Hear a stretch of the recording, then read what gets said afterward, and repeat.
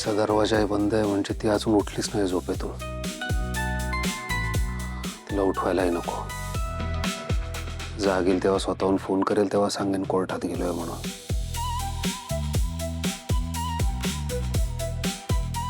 युगंधर, चल. कुठे चल? आणि अशी रेडी होऊन कुठे निघाली असतो? मला गावात जायचंय, सोडशील? काय लाली, तुला वेळ लागलाय का?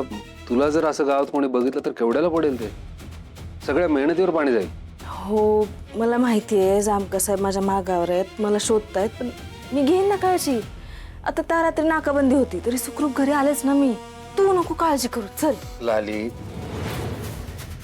हे बघ, आपण ठरवलेल्या सगळ्या गोष्टी यशस्वी होतीलच असं नाहीये ना. आतापर्यंत झाल्या. हे बघ, आत्ता रिस्क वाढली, त्यामुळे नको रिस्क घ्यायला. ऐक ना युगंधर, मला एकदा माझ्या आई वडिलांना बघायचंय. मी जिवंत नाही म्हटल्यावर त्यांची काय अवस्था झाली असेल, कसला कसला विचार करत असतील ते. मला एकदा बघू देत. हे असं इमोशनल होऊन विचार करू नकोस प्लीज. जरा इमोशन्स बाजूला ठेव. थोडा काळ कळसोस.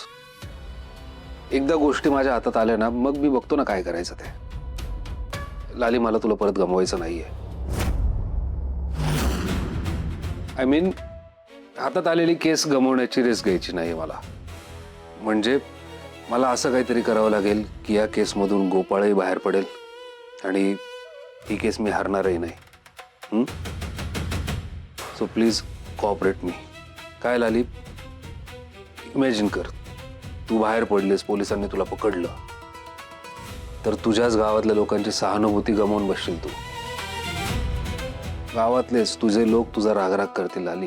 आणि माहित नाही ना, गोपाळला संधी मिळाली आणि त्याने तुला खरंच मारून टाकलं मग. त्यामुळे जरा कळसोस. मी तुला कुठे जाऊ देणार नाही.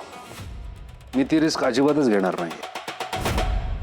बरं चल, मी निघतो, मला उशीर होतोय. लवकर ये.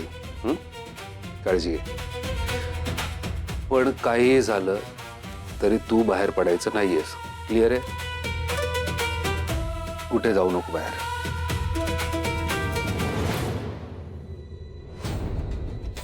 याला खरंच माझी काळजी वाटते काय? ह्याच्या डोक्यात काहीतरी वेगळं शिजतंय. जे काय असेल ते, पण आत्ता नाही ऐकणार मी त्याचं.